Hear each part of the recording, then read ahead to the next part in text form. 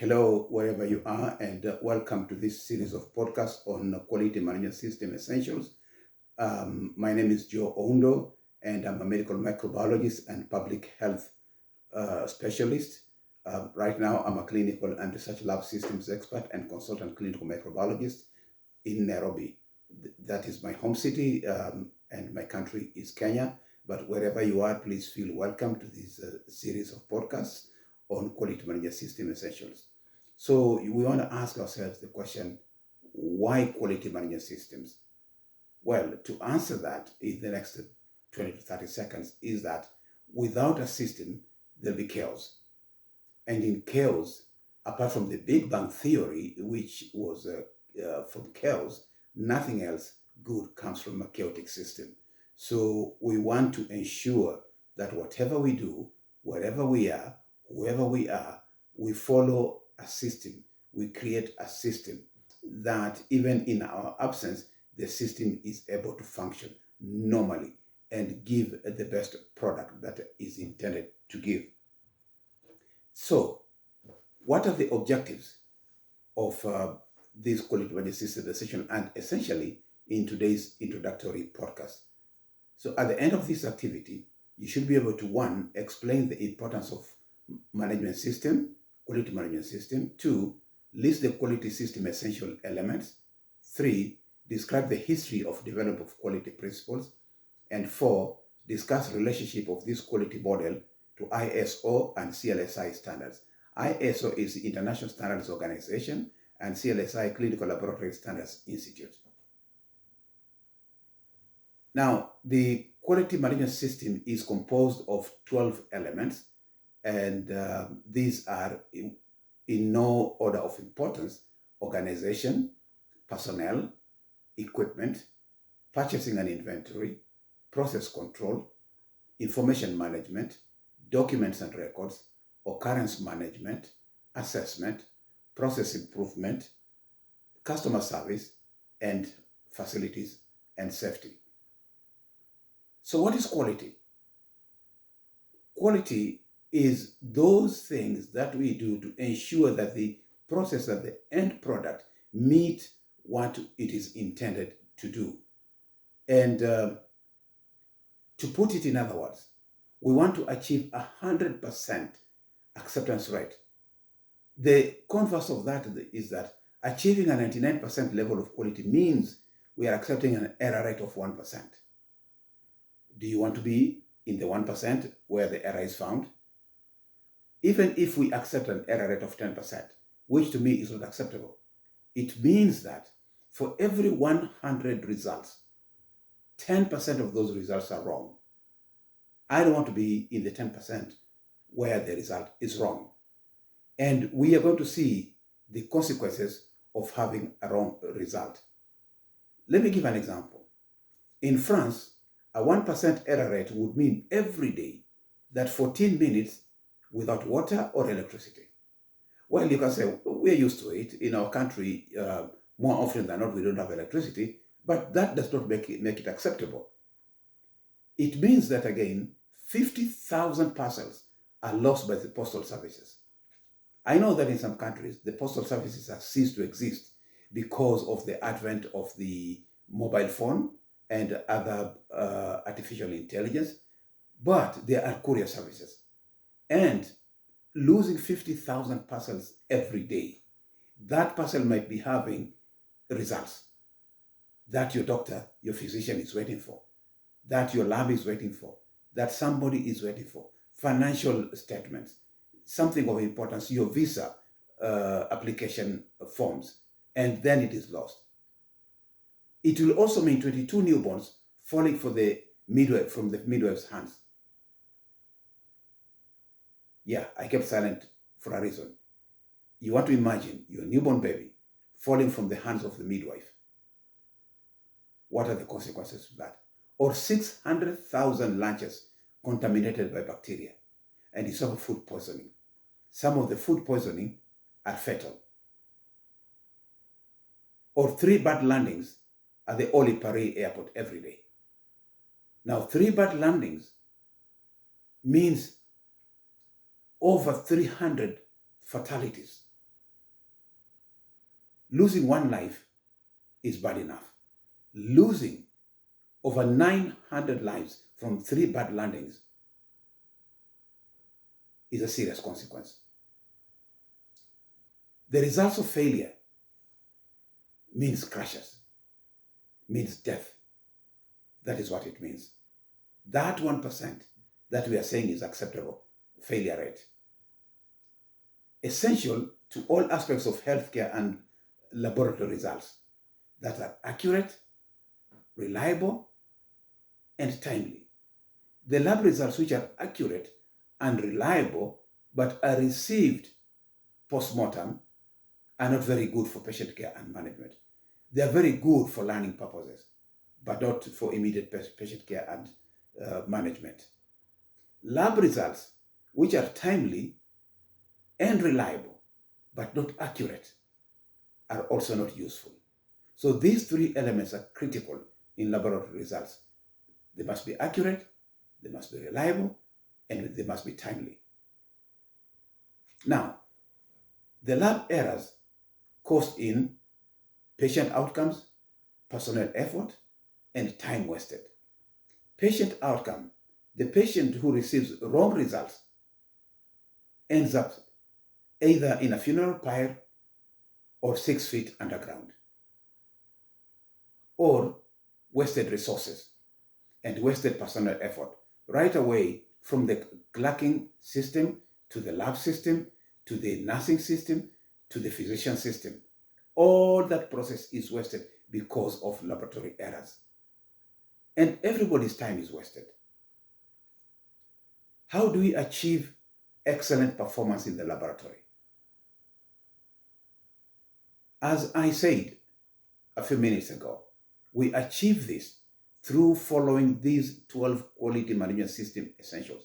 And we are going to start with the organization. The quality management system definition is defined as the coordinated activities to direct and control an organization with regard to quality.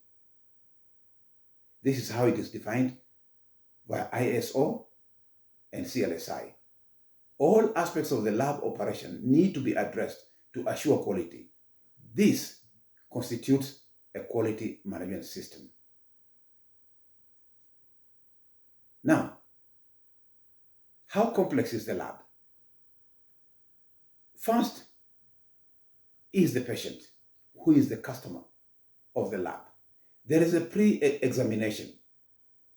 There's the patient client preparation and sample collection, which is extremely important, because if you collect a wrong sample or a correct sample in a wrong container or at the wrong time, then that is going to affect the whole process of the lab testing system.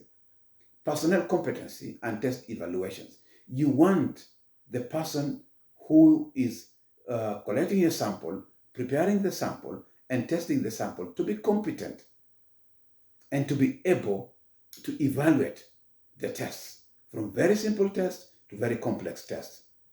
The second system is the sample transport. You want sample acceptance and rejection. Samples which have been collected from incorrect sites, using incorrect collection procedures, using incorrect wrong containers, are not acceptable. And this must be rejected, and the test requester informed. Then the sample must be transported on time to the testing facility. The testing facility could be 1 meter away. The testing facility could be 5 meters away. The testing facility could be 50 kilometers away, or it could be 500 kilometers away. And this also depends on the critical nature of the results. There are those tests that can be done bedside. There are those tests that can be done in a simple lab. There are those tests that must be done in a highly complex laboratory. And of importance is how this sample is packaged, is transported, and received in the testing facility. And then once the sample has been received and has been accepted, then there is the examination. Quality control testing. You don't want to test the sample One, if the testing equipment has not been quality controlled, the testing personnel has not been competency checked, the reagents and the media have not been quality controlled. Every single element of the examination has to be quality checked. Then there is the post-examination. In as much as we say that it is important to have the right patient using the right examination collection procedure, correct sample, transportation, there is the prescribing of the test results after the test has been done. Do we know how to evaluate the results? True positives, false positives, read the QC results before signing off, reviewing and signing off these test results. And then reporting. In my practice, I have seen and visited facilities where their results are kept in pigeonholes. And you always find results from 2 years ago. The collection procedure was correct. The right patient was tested. The sample was done correctly. It was tested correctly, but the results have been sitting there for 2 years. Is the patient alive? Is the patient dead? Are these results of value to anybody? Time wasted, resources wasted? That is what we get, even after we have done everything correctly from pre-examination to examination, and then we get it wrong in the post-examination. Then there is data at lab management. How do we handle this data? How do we ensure that the data that we generate in the lab is true and is verifiable and is acceptable? How safe is our working environment? Do we know who our customer is? I intimated about the patient being our customer. The test requester is also our customer. The facility is also our customer. Anybody using the service of the lab is our customer. And what I've always done in my working life is to approach the lab as a business. Just the same way that you would manage a 4-star, 5-star facility is the same way that I would manage and direct the lab. That it's a business. And in the business, if you do not serve your customer correctly, then you've got no business keeping your doors open. You need to shut down and go home. Now, let us look briefly at the path workflow.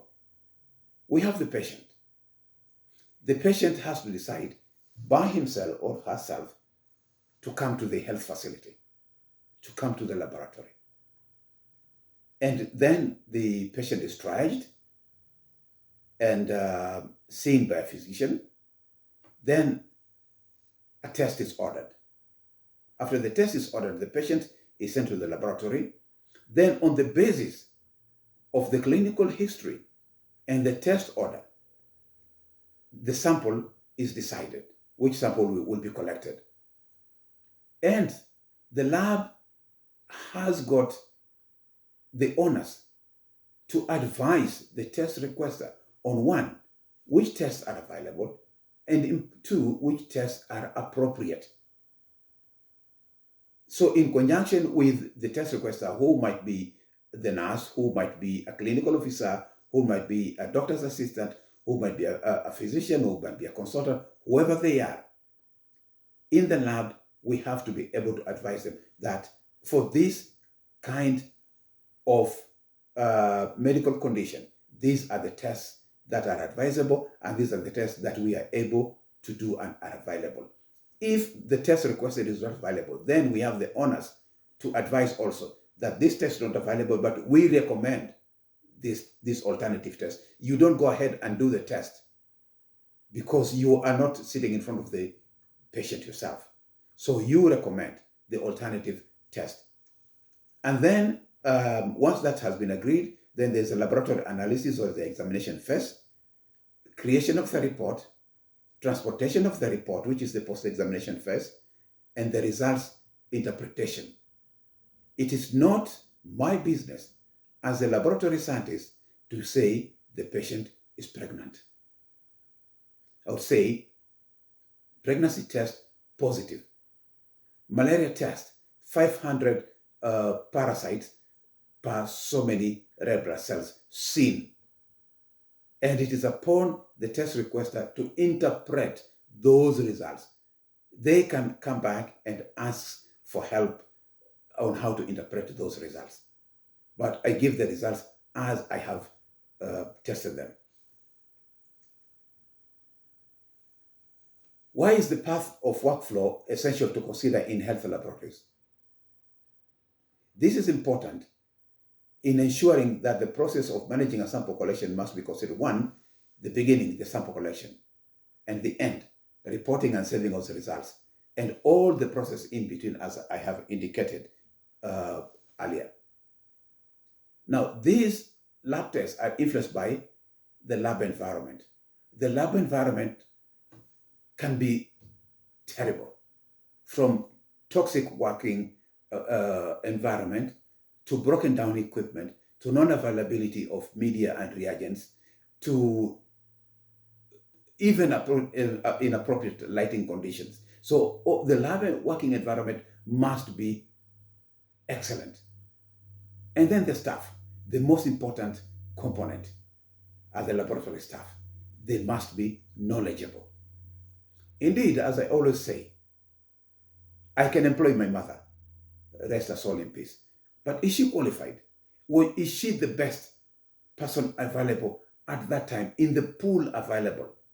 I shouldn't just employ people to work in the lab because A, they're my relatives, B, we speak the same language, C, we've got the same skin color, or a whole slew of other inappropriate conditions that makes this person not knowledgeable and takes us back to the beginning where we get an error rate of 1% or 10% or 50% or 100%, and the consequences that we talked about earlier.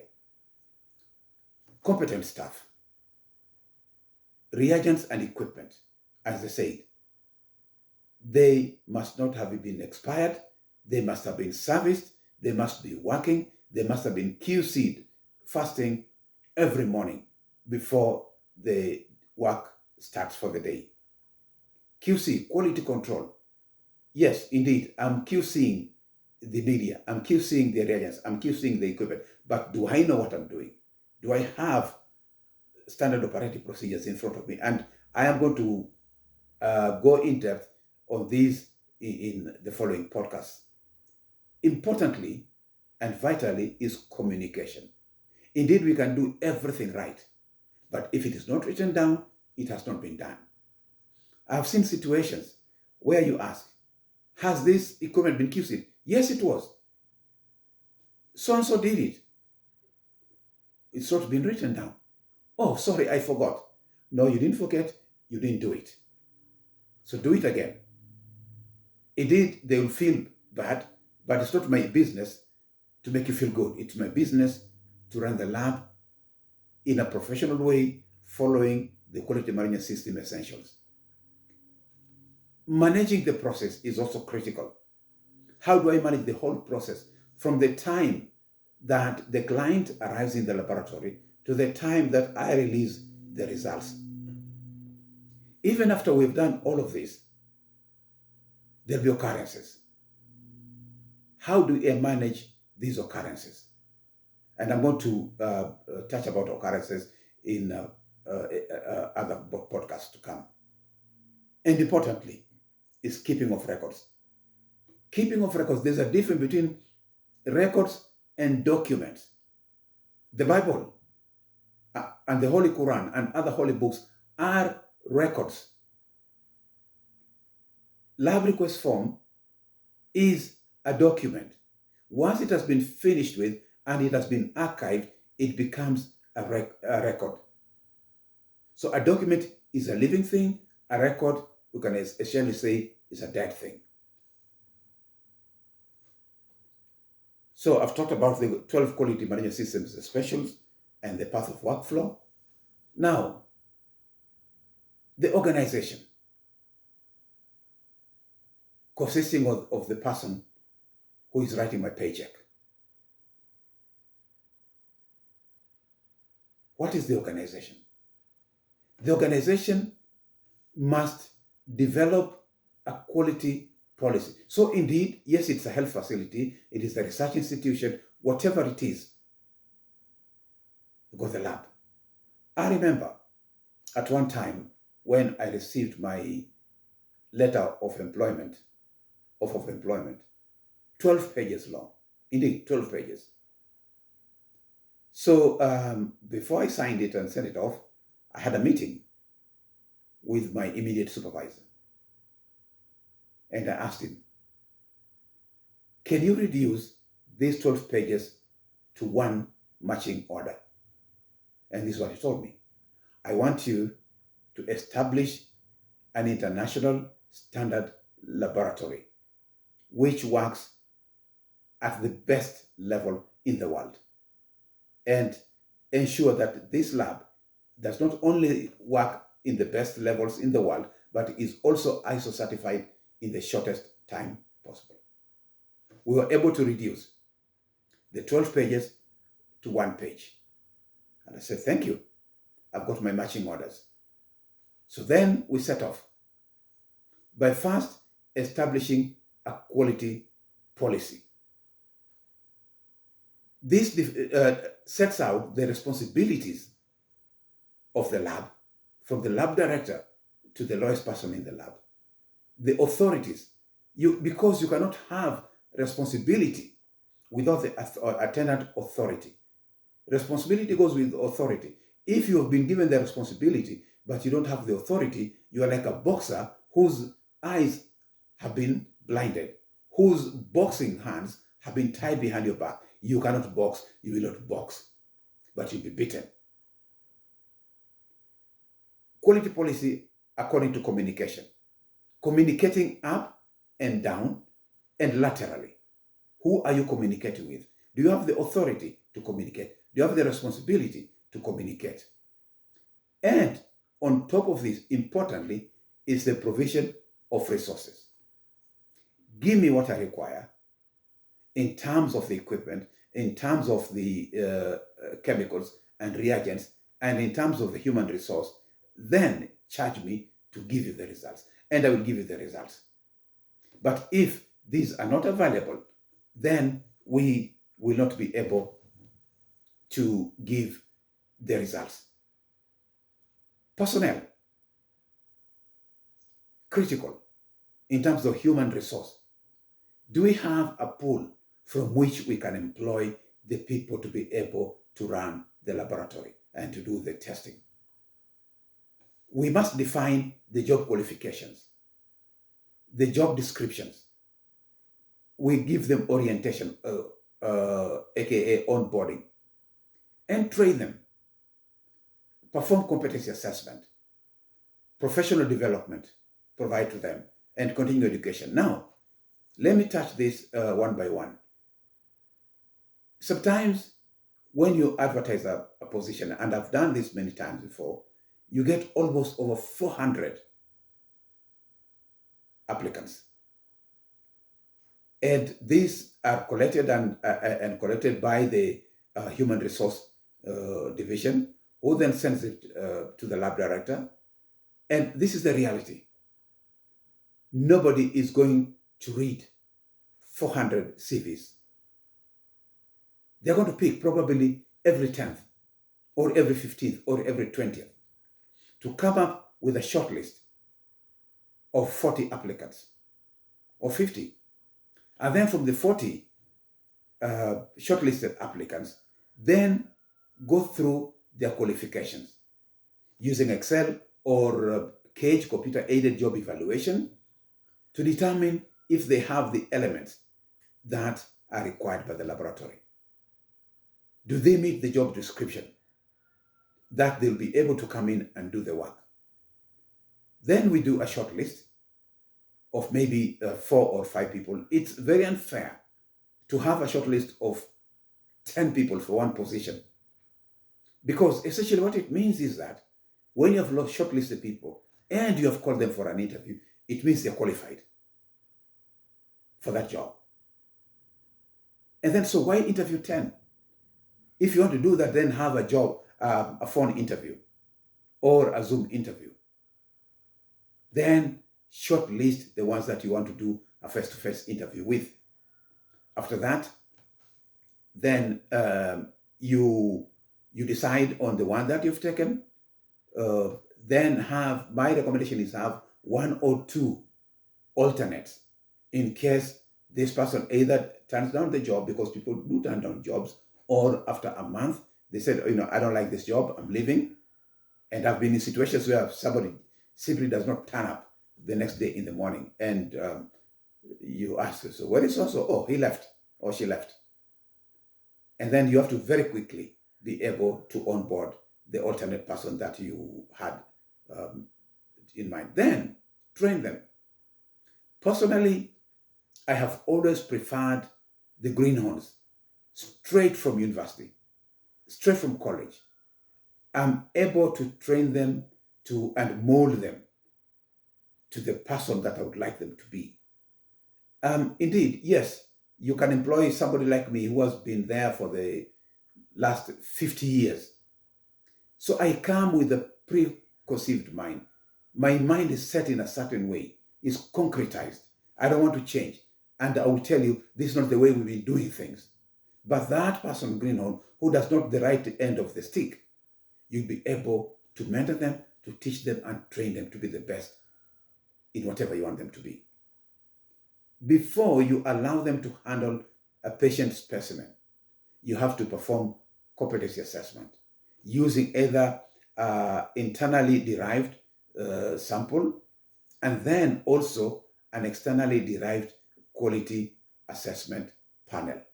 We're going to cover all this in due course. Then the last 2 points is professional development and continuing education. Ensure that they meet the board requirements. And most of the boards require at least a minimum of 40 continuing professional development hours per year, every 12 months. And one of my favorite sayings whenever I meet new staff is to encourage them to go to school. I tell them, I've been there, I've done that. I'm not going to compete with you on conferences, on seminars, on meetings, but ensure that you go to school. We can take away everything from you, but we cannot take away your brain. And go to school, open it up to your staff. Let them go to school. Let them have professional development. Let them have continuing education. This can be arranged internally by having seminars every week or every 2 weeks or whatever it might be. It will be difficult to start, but it becomes interesting and people own it as you go along. Equipment, extremely important. Bad equipment, bad workers, bad results. This is where it becomes tricky. A lot of people have vested interests, and people here, I mean, right from the organization heads to procurement, to operation managers, to the lab director. Everybody wants to have an interest on which equipment is to be procured from where, because they are looking for other benefits apart from having the right equipment. I am very proud to say that throughout my working life, I have never preferred one vendor over the other because of extracurricular issues. Professional issues is what I consider. Yes, the equipment might be cheap to buy, but expensive to maintain. You may not even be able to have in-country representation. The equipment might be extremely expensive to buy, but very easy to maintain. I remember we had one piece of equipment, an incubator, and it broke down in less than 2 years. But to have it repaired, we had to return that equipment to the vendor back in Germany, and it took more than 14 months for this equipment to be repaired. 14 months. Think about that. So acquire the best equipment from the best vendors. Ensure it is installed professionally. Yes, the vendors, the manufacturer will say that this equipment is the best in the market, but as it is said, and I believe, trust but verify, and verify through validation. There is the installation qualification, there is the performance qualification. Yes, you say this equipment will do this, but I will trust you and I will still verify in my own laboratory and validate it that it is doing what I want it to do. Ensure that this equipment is maintained. There is the scheduled daily maintenance, weekly maintenance, monthly, quarterly, 6-month, and annual maintenance. If the equipment has passed the maintenance schedule by 1 day, shut it down and put a sticker, equipment is not working, and sign it off. Don't use it. Ensure that the equipment is calibrated. And if anything can go wrong, perform troubleshooting. What happened? Why did it happen? How did it happen? When did it happen?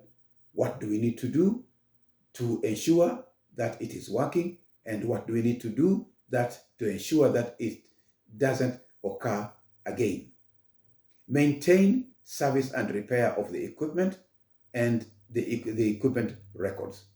Ensure that you have an onboard biomedical engineer to be able to do this, and you keep good records of all this equipment, because this will come vitally when you want to replace an equipment after only 2 years or 3 years, and you can show the life of the equipment.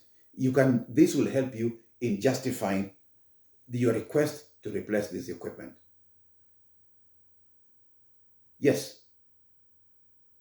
After that is your media, your chemicals, your reagent, your equipment, your books, purchasing and inventory. Establish vendor qualifications. Please ensure that you have got absolutely no connection, familial, filial, or otherwise, with the vendors, so that there is no conflict of interest. So establish vendor qualifications, have a list of the supplies and reagents, have a list of the critical services that you need in the lab. If need be, and I strongly recommend this, that you should have contracts with these vendors, and then have an inventory management system. This could be a bespoke system that you develop yourself in the lab, or it could be an off-the-shelf system if you have enough finances to be able to buy this. In all of the facilities that I've worked in, we have always developed an in-house system to manage the inventory. As I indicated earlier, things go wrong. But let us try and see and ensure that things do not go wrong by managing things before they go wrong. But even if they do, then what do we do? So we have to control the process using quality control, sample management, method verification, and method verification. Let us do the quality control, right sample from the right patient, collected using the right method, collected in the right container, transported in the right way, received in the right way, checked against all of that, and then accepted or rejected. The equipment has been QC'd, the reagents and chemicals have been QC'd, and then the method has been validated and has been accepted, and the method has also been verified that it is the one that we can use.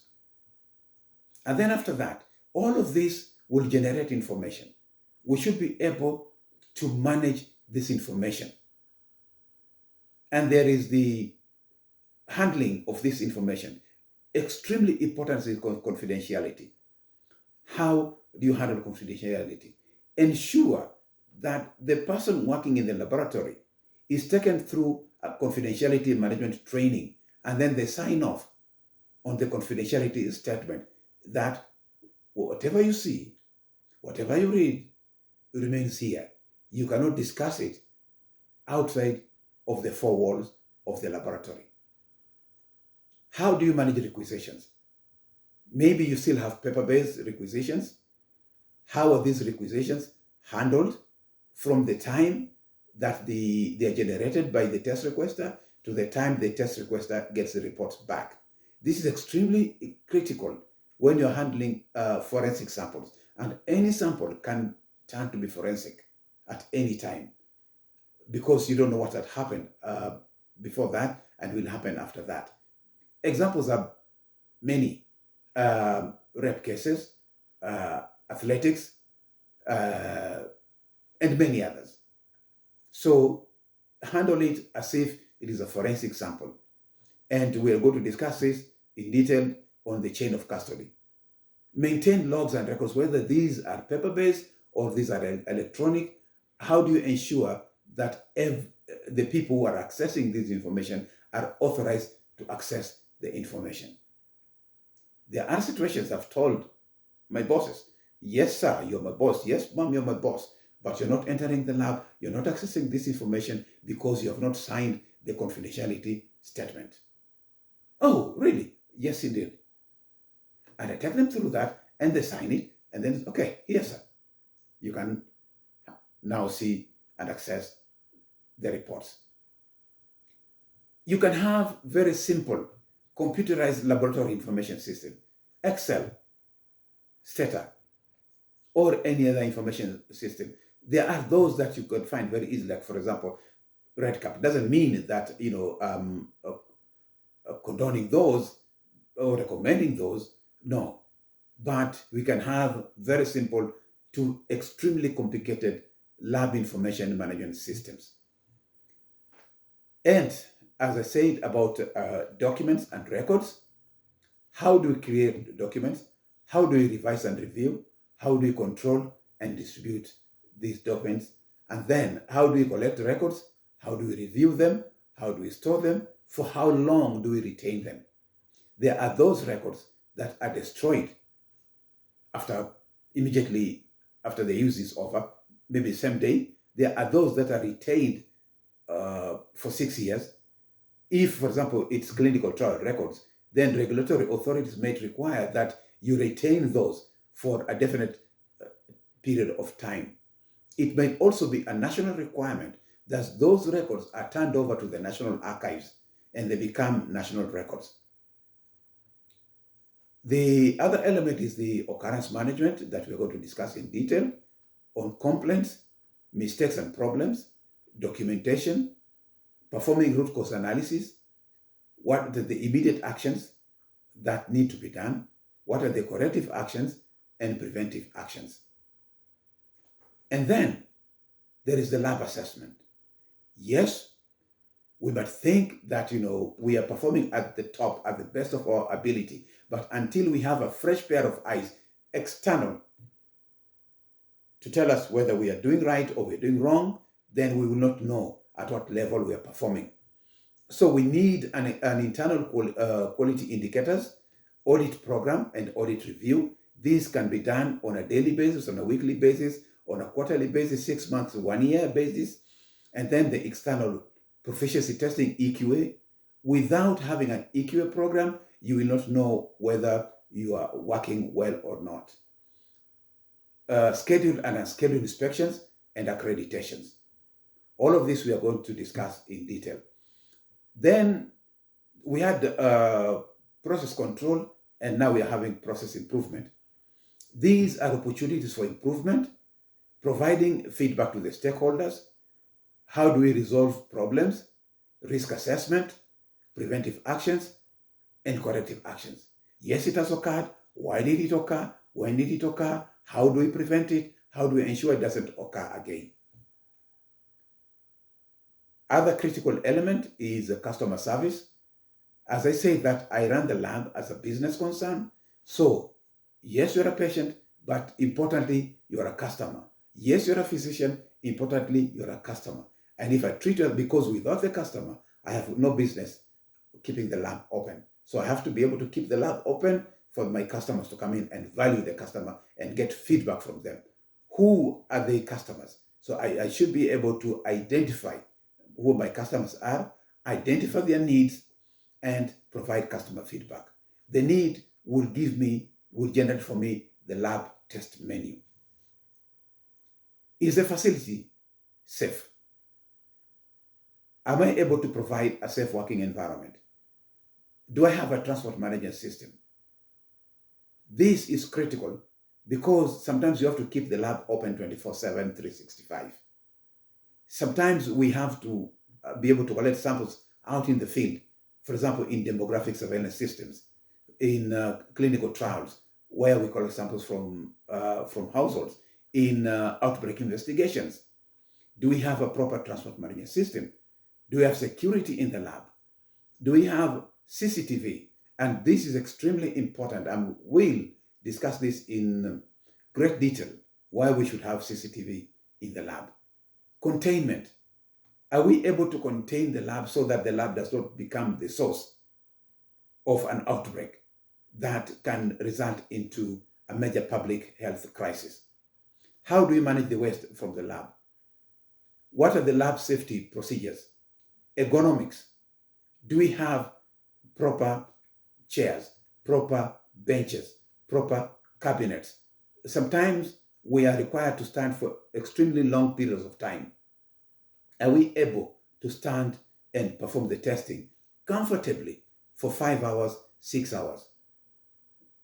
Many years ago, I went to this provincial laboratory in an African country that I will not mention, and there was somebody, a lab technician, in a wheelchair.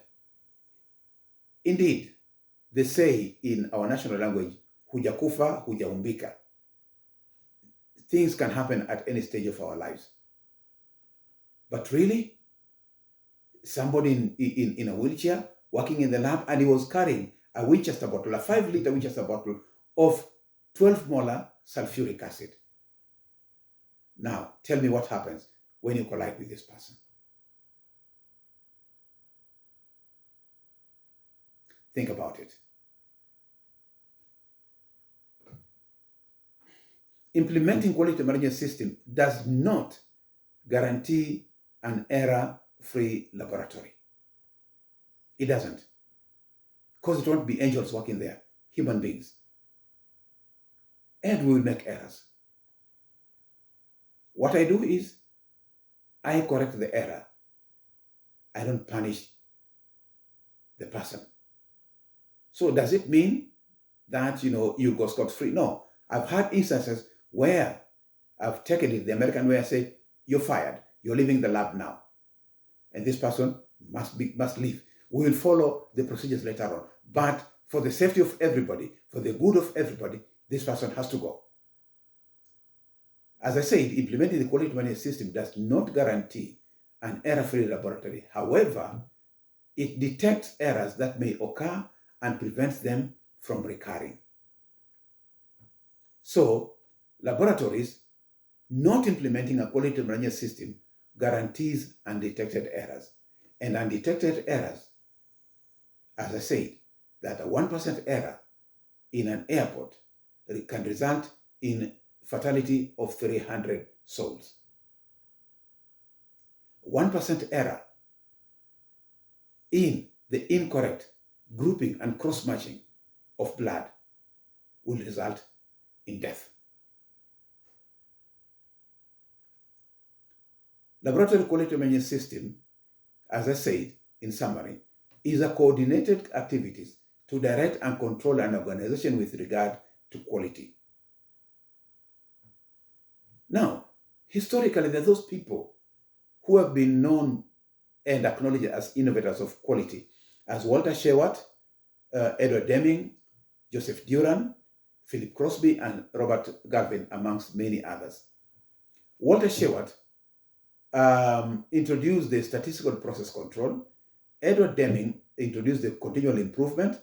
Joseph Duran introduced in the 1950s quality toolbox, and Philip Crosby in the 70s introduced the quality by requirement, while Galvin in the 1980s introduced the microscale error reduction. I have mentioned severally in this introductory podcast of two organizations, the ISO, International Organization for Standardization, and the CLSI, Clinical and Laboratory Standards Institute, formerly known as the NCCLS, National Committee of Clinical Laboratory Standards. The ISO provides guidance for quality in manufacturing and service industries, while CLSI provides standards, guidelines, and best practices for quality in medical laboratory testing. The ISO provides broader applicability and is used by many kinds of organizations, while the CLSI is detailed, applies specifically to medical laboratories. The ISO uses consensus process in developing standards, so there has to be broad agreement and consensus before the standard is introduced. The CLSI, conversely, uses consensus process in developing standards. Now, we have the ISO 9001 for quality management system requirements.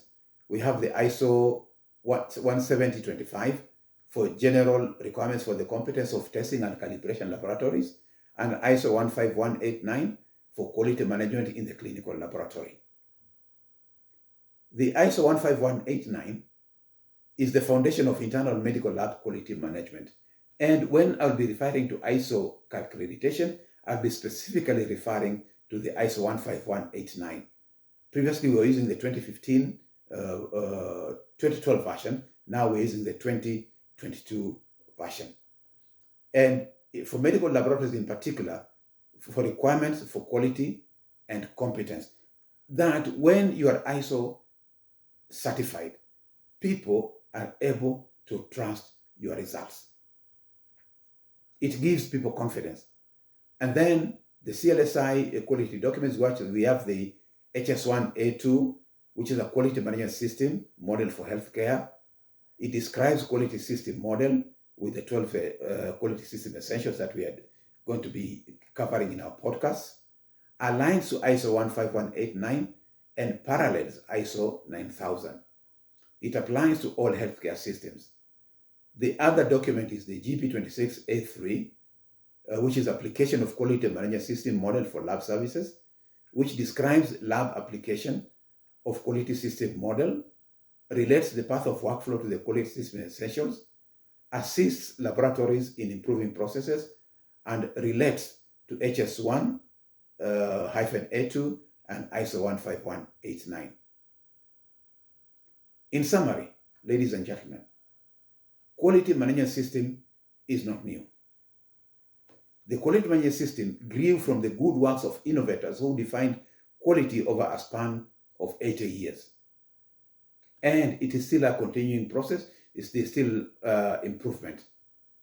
And quality management is as applicable for the medical lab as it is for manufacturing and industry. It gives confidence both to the requester and to the tester and to the community at large and to organizations that we can trust this laboratory. We can trust this organization.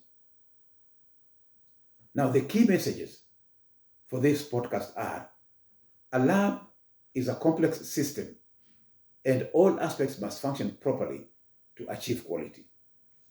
Approaches to implementation will vary with local situations. Start with the easiest. Implement in a stepwise process.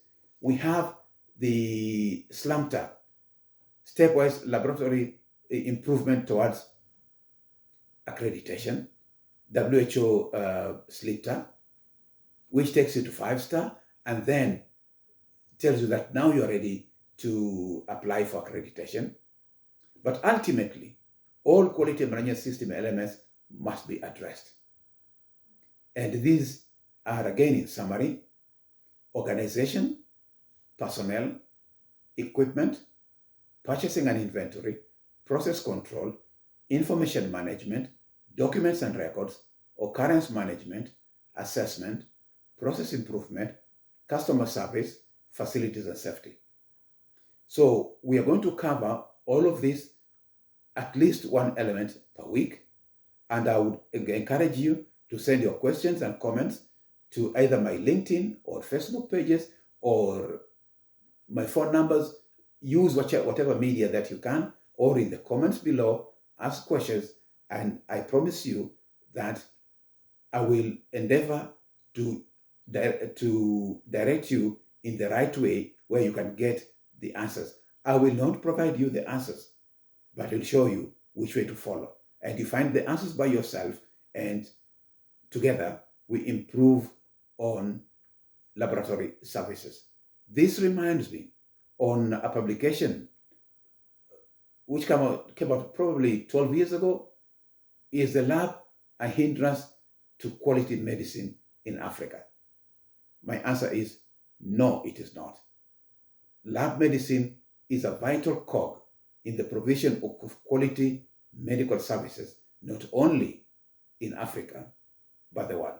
And together, we can work towards the improvement, not only of lab services, but management in general. Thank you for staying with me over this long introductory podcast, but I promise that the other ones will take around 40 minutes each. You can freely download them from my YouTube channel. You can circulate them. Freely we got it, and freely we give it out. Thank you, and take care.